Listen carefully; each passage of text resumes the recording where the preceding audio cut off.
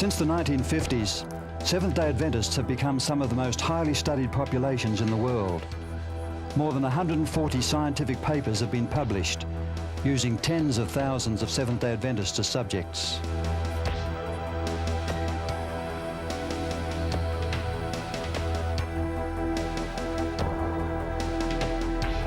How is it? 120 over 80, right on the mark.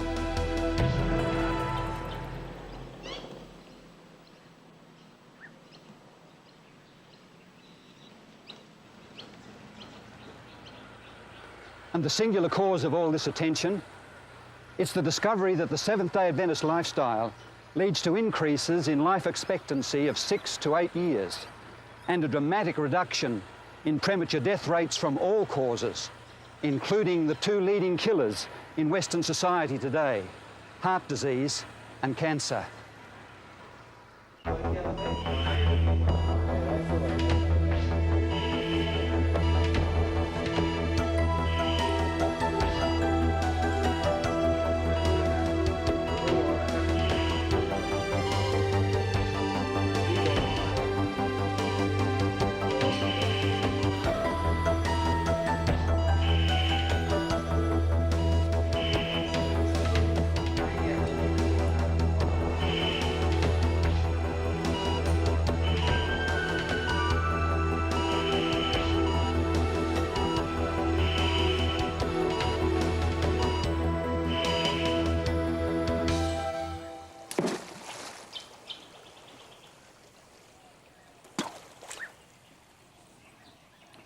So what is the magic formula? Modern science has clearly established that there is a lifestyle that promotes health and dramatically reduces the risk of disease. It includes a varied diet of fruits, whole grains, nuts and vegetables, and the avoidance of meat and high animal fat products.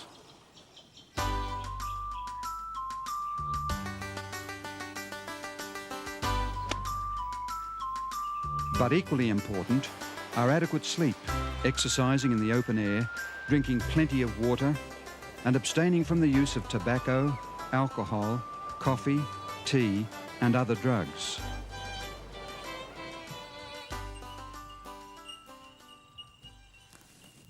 But how did such a comparatively small and relatively unknown group come to adopt such advanced principles over 120 years ago?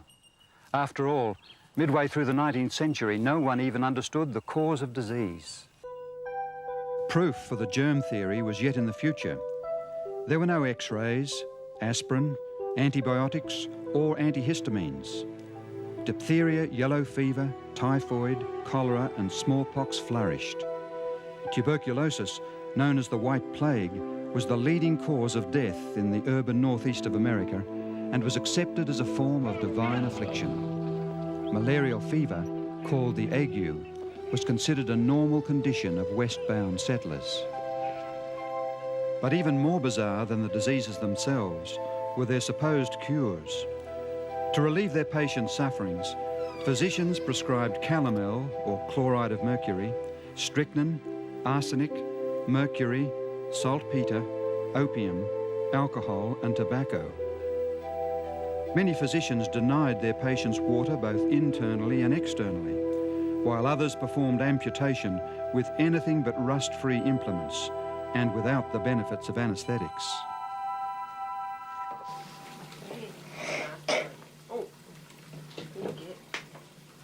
Night air was considered dangerous. Windows and doors were kept closed for fear of catching cold. Blinds were drawn to avoid fading the furniture, while urban dwellers rarely exercised or bathed.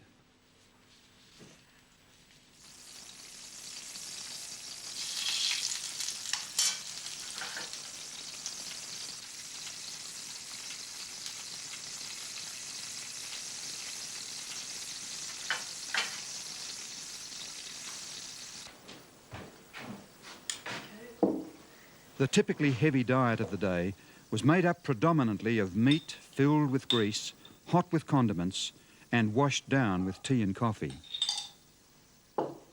Most people ate large quantities of food at any hour of day or night.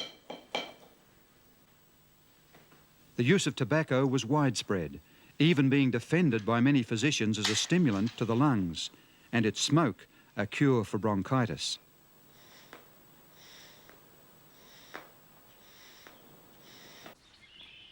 Almost no one saw any relation between diet and prevailing sickness. Pioneer Adventist missionary J.N. Andrews expressed the near universal belief that the diseases people suffered were, and I quote, "for the most part wholly beyond our control and ordered by God's hand." I say almost no one, for in the midst of this medical confusion, a few voices were calling for reform.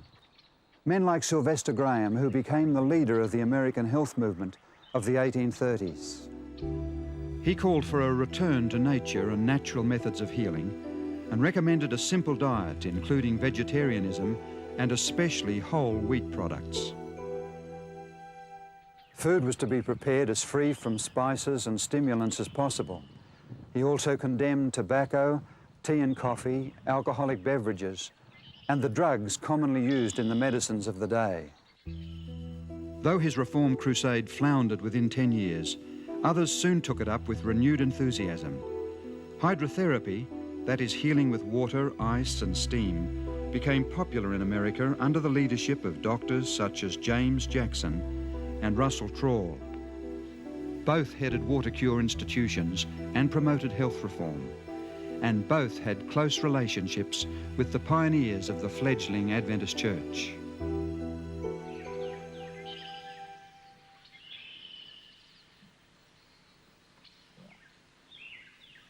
Here in the state of New York in 1858, Dr. James C. Jackson established his home on the hillside above the town of Dansville. It was the most successful of all the water cure institutions. Jackson published a monthly periodical, Laws of Life, outlining his views. Strongly opposed to the drugs prescribed by his fellow physicians, he treated his patients with natural methods and remedies. He especially emphasized the idea of obedience to natural law and taught that to obey nature is to live. He believed that mistreatment of the body also affected man's moral capacities and therefore weakened the character. During the 1840s and 50s then, there were movements for reforms in health. Yet at the same time, there was also appalling general ignorance and carelessness regarding health and hygiene among most of the population in America. It was at such a time that God chose to alert the Sabbath-keeping Adventists of his concerns for everyone's health and happiness. As in Bible times, he used the prophetic gift.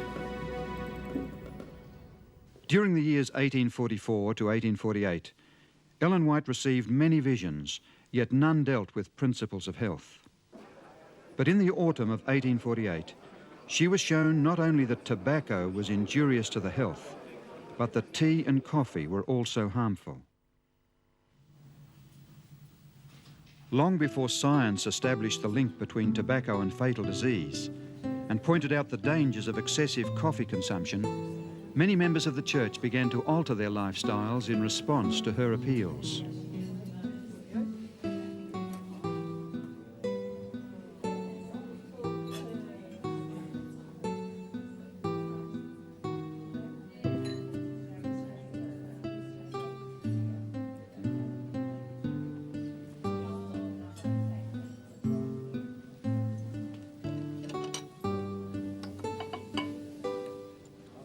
During the years following 1848, the pages of the church's paper enthusiastically reported about battles to give up tobacco, tea and coffee. In the late winter of 1854, Ellen White reported another vision that spoke against the rich and greasy foods so common at that time.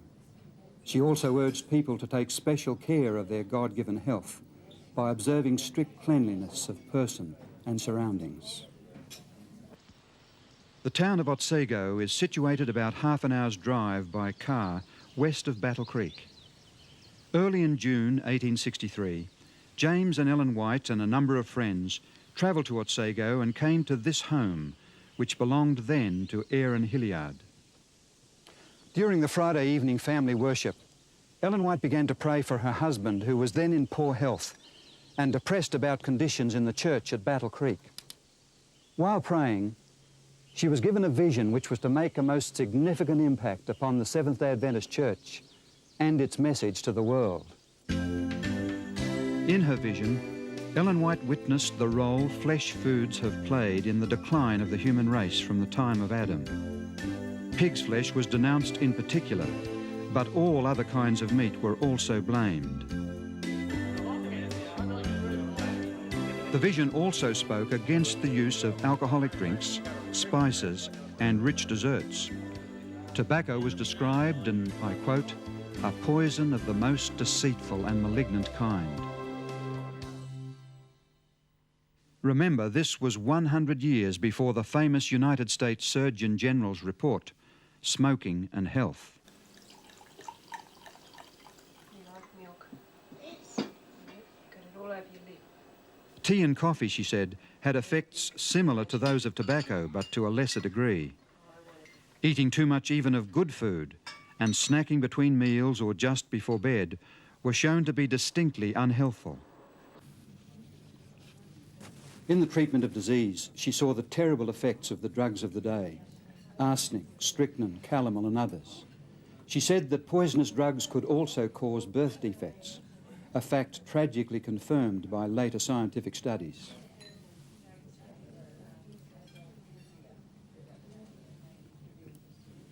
The elimination of these unwise foods and practices would have helped anyone to live better.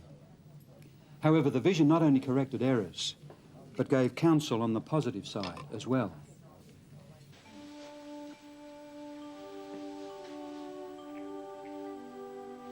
She stressed the importance of drinking lots of water, exercising regularly out of doors, bringing sunshine and fresh air into the home, and bathing daily. Today, this is all pretty much common sense, but it was a strange message to many in the 1860s. A review of denominational literature shows that in the 6 years prior to the vision, half of those whose deaths were recorded in church papers were under the age of 30. Clearly, lifestyle changes were needed, even within the church. As far as Ellen White herself was concerned, she later wrote, "I was astonished at the things shown me in vision. Many things came directly across my own ideas." Nevertheless, she was clear about the implications of the health message. Health reform is one branch of the great work which is to fit a people for the coming of the Lord. There are, of course, biblical statements which support such an understanding of the importance of physical and mental health. Jesus himself devoted more time to healing the sick than he did to preaching during his time on earth. The Apostle Paul explained to the church members in Corinth about the body being the temple of the Holy Spirit. He also taught the church in Thessalonica that a belief in the soon coming of Jesus called for the body, as well as the spirit and soul, to be preserved blameless unto the coming of Christ.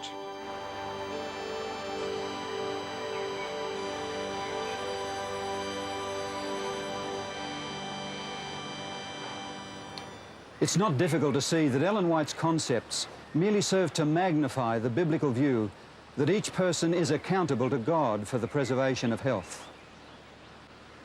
But how much did she rely on her contemporaries for her information? Ellen White declared that she did not read any literature on health or know of Dr. Jackson's magazine, The Laws of Life, before the vision. Because of her busy schedule, she did not publish the first account of the vision until 1864. It was not until after this that she turned to some of the current books and journals on health, and as she said, I was surprised to find them so nearly in harmony with what the Lord had revealed to me. She carefully selected extracts from these journals that were consistent with what she'd been shown in vision and included them in her publications on health in 1865.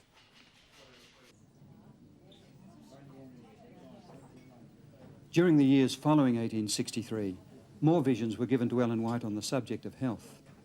It is obvious that they prevented her from promoting the ideas zealously advocated by some writers, since proved to be false. Dr. Trawl, for example, totally banned salt and sugar on the grounds that salt was a mineral poison and sugar was no food at all. Ellen White used a little of both, but warned of their bad effects if used too freely. Concerning salt, she wrote in 1901, From the light given me by God, salt is actually essential for the blood. The whys and wherefores of this I do not know, but I give you the instruction as it is given me.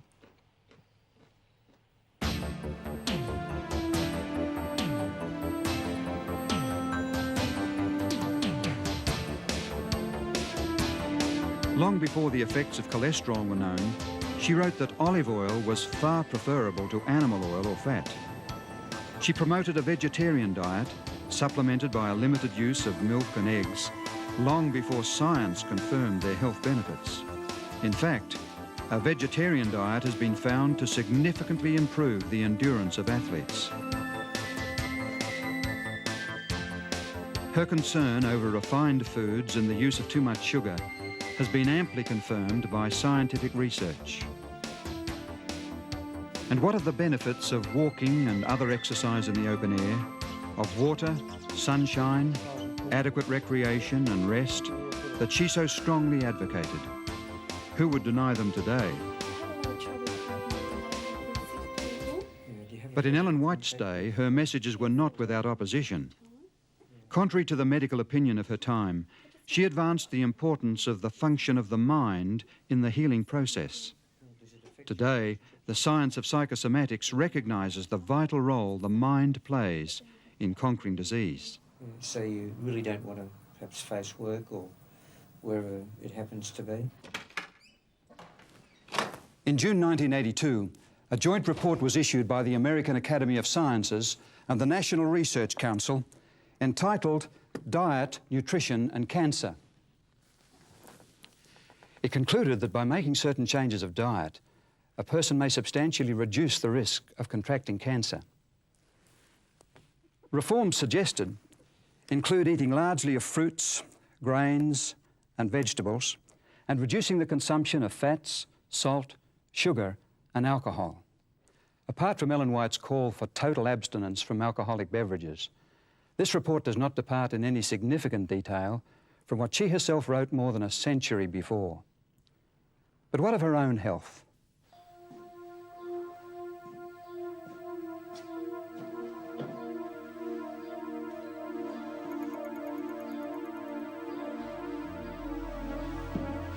The vision of June 1863 came to Ellen when she was weak, feeble, and subject to frequent fainting spells and dizziness.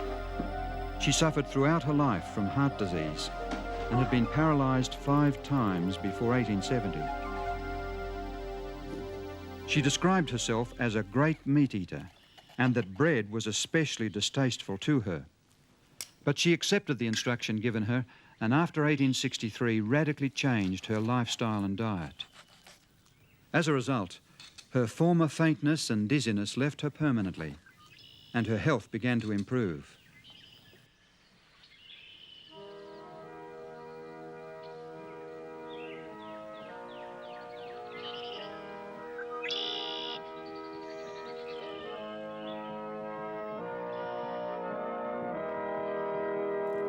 A year or two before Ellen White died at the age of 87, Arthur Spaulding, the storyteller and historian, visited her at Elmshaven.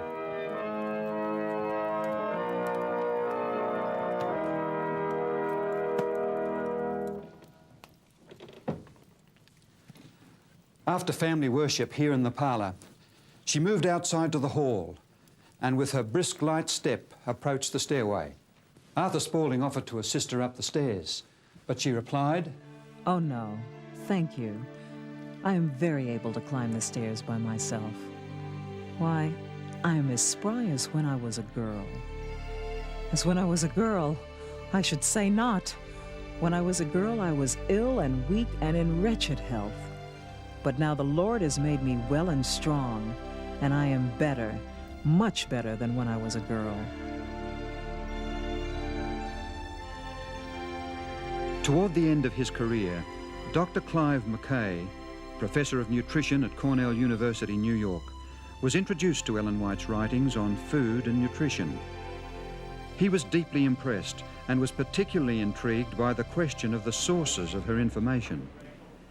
He asked how a woman with virtually no education could set out health teachings so far in advance of her time. He rejected the idea that she copied from her contemporaries. After all, how did she know which ideas to borrow and which to reject among the bewildering array of 19th century theories and health teachings, most of which were quite irrational and have since been discarded? He believed that she would have had to be a most amazing woman with knowledge beyond her times to do this successfully. After extensively reading her writings on health, Dr. Mackay began to lecture various professional societies on Ellen White's concepts.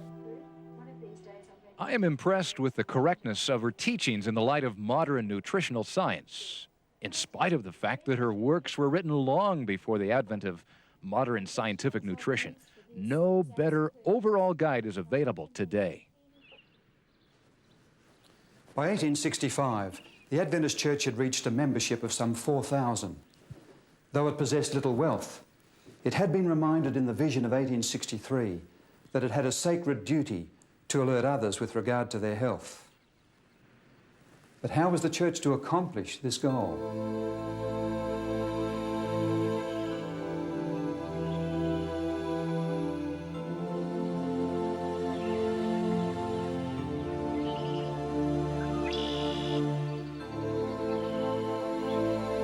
In August 1865, James White succumbed to the burdens and pressures of church leadership and suffered a breakdown in health. His wife brought him here to Dr. Jackson's home on the hillside in Dansville, where he was treated for about 3 months. The Whites had an opportunity to observe the principles of health reform in practice and found much to commend. Yet they regarded some of the principles of healing contrary to the teachings of Jesus. In fact, they received some medical advice that may well have proved fatal in James White's case.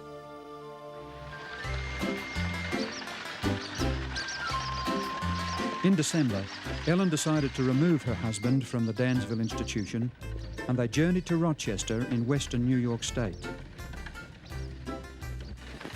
Much prayer was offered there on James White's behalf, and on Christmas Day 1865, God responded by giving them a remarkable Christmas present. Ellen White was given a vision in which she saw that the church should begin its own healthcare institution for those who wish to learn how to take care of themselves and thus prevent sickness.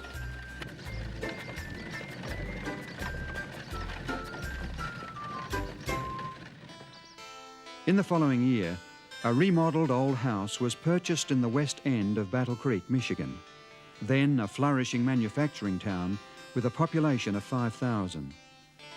Known as the Western Health Reform Institute, it opened its doors in September 1866 as the first Seventh-day Adventist medical facility in the world. Circulars advertising the institution declared that no drugs whatever would be administered.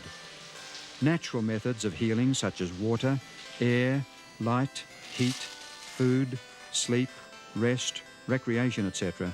would be employed. By food, they meant a strictly healthful diet consisting of fruits, grains and vegetables.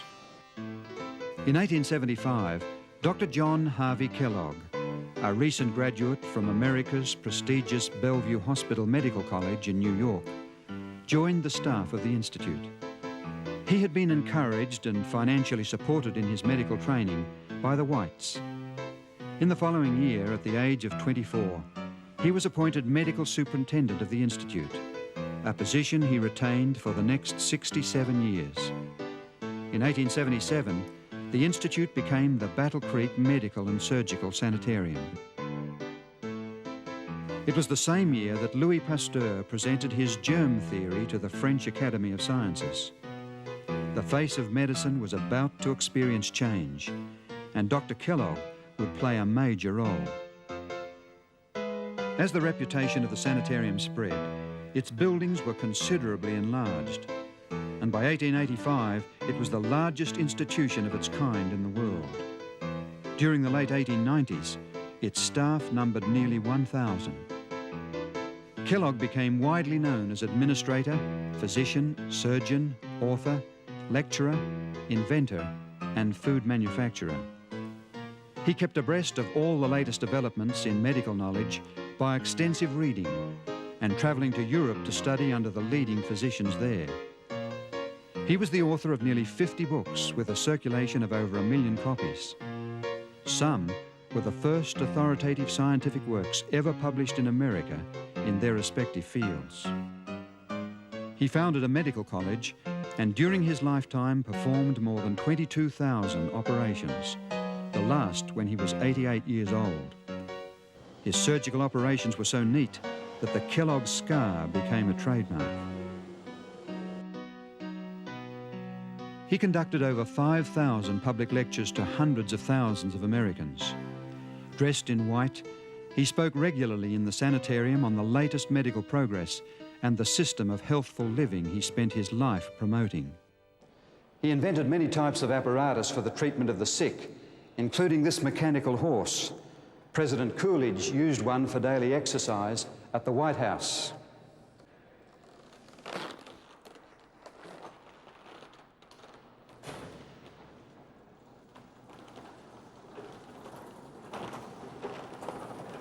Some of his inventions are still in use around the world today. Get up, boy.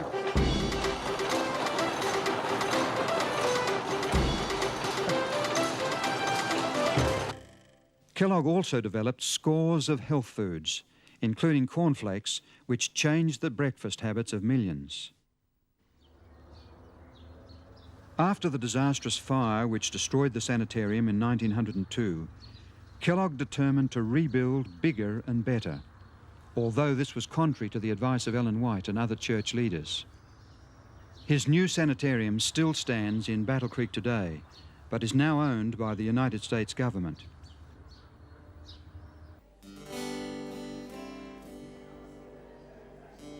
Its impressive portico and entrance welcomed many who came to Kellogg for treatment and to learn of his ways to health. Though he later left the church, he continued to uphold its health principles.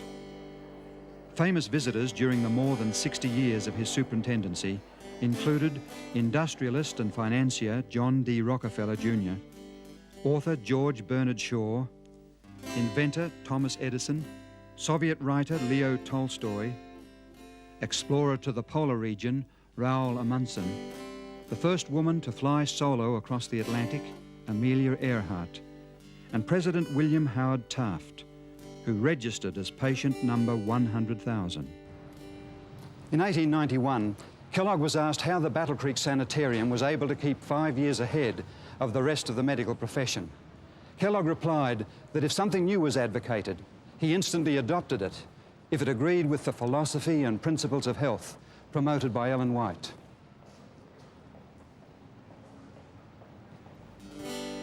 By 1901, it was reported that 27 Adventist sanitariums and 31 treatment rooms were then functioning, not only in the United States, but also in Switzerland, Denmark, England, Germany, South Africa, India, Mexico, Australia, New Zealand, and the Pacific Islands. Ellen White lived in Australia from 1891 to 1900.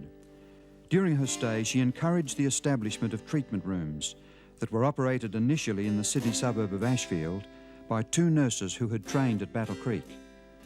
Later, the location changed to Summer Hill, where it became a medical and surgical sanitarium.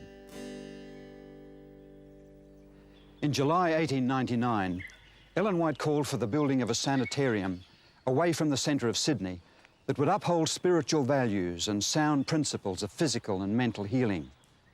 Later that year, she was among the group who travelled from Thornley Station, a northern suburb, by way of the bush track around Dog's Head Rock to inspect a 75-acre property that was the highest land in the Sydney area. During the next few years, a 100-bed sanitarium was built. It was officially opened on January the 1st, 1903. Replaced in 1973 by this modern 304-bed facility, the Sydney Adventist Hospital is committed to the principles of clinical excellence, united with a Christian healing ministry.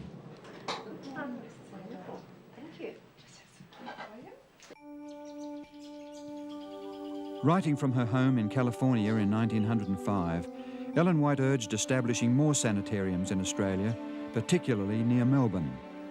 In Warburton, about an hour's drive east of Melbourne, a small sanitarium was opened in 1910. It too has developed into a well-operated Christian institution that provides acute care as well as a strong healthcare program emphasising prevention and rehabilitation.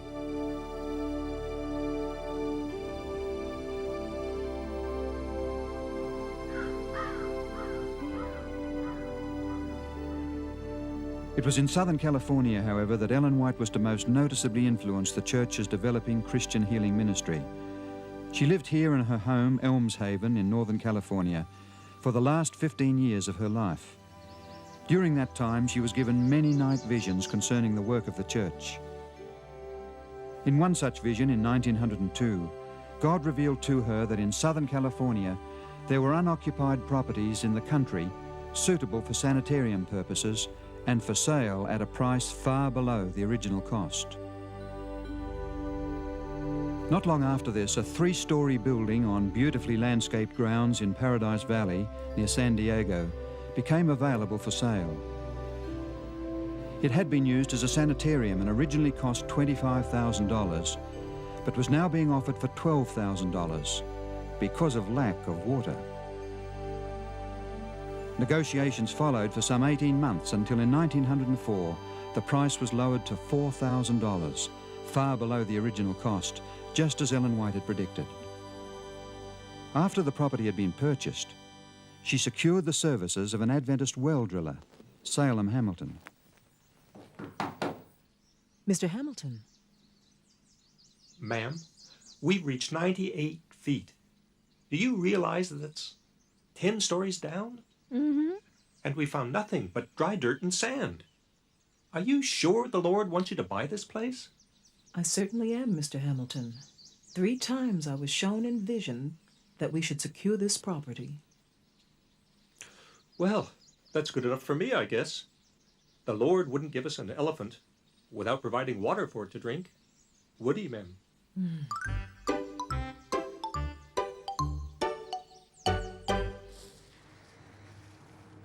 Salem Hamilton returned to his drilling and within an hour heard the sound of an underground river. Soon water began to seep through and that night rose 18 feet or nearly 6 metres in the well. The sanitarium's water supply was assured. Still owned and operated by the Seventh-day Adventist Church, Paradise Valley Hospital continues to offer its ministry of healing to the surrounding community.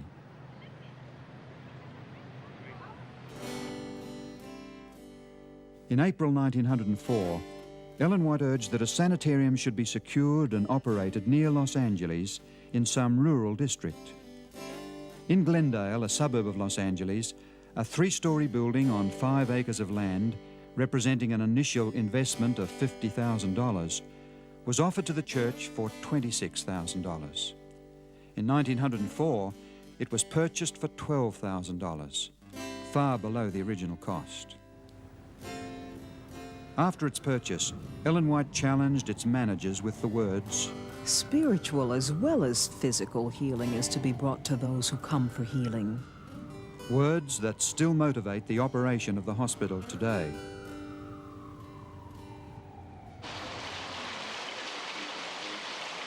But there was to be a 3rd sanitarium in Southern California. As early as October 1901, Ellen White had seen in vision that near Los Angeles there was an occupied building and fruit trees on the sanitarium grounds. This vision was so real to her that she seemed to be walking about the grounds, talking with the patients, and living there herself. Neither Paradise Valley nor Glendale fully met this description. In 1904, 76 acres of property for sale were discovered near Redlands. It was called Loma Linda, the Hill Beautiful, and included large gardens and orchards, beautifully landscaped lawns, scores of shade trees, carriage drives and cement walks. Among the buildings on the summit of Hill Beautiful was a 4-storey, 64-room hotel lighted with electricity, heated with steam and with an abundance of fresh water. It originally cost $150,000. The final purchase price was $38,900, far below the original cost. On June the 12th, 1905, Ellen White came to Loma Linda for the first time. As she was shown through the buildings and over the grounds, she repeatedly said that she recognized this as the very place she had seen in vision 4 years before. The securing of this sanitarium, thoroughly equipped and furnished, is one of the most wonderful providences that the Lord has opened before us. Loma Linda will become an important educational center. A school is to be established here for the training of gospel medical evangelists. It is to be of the highest order.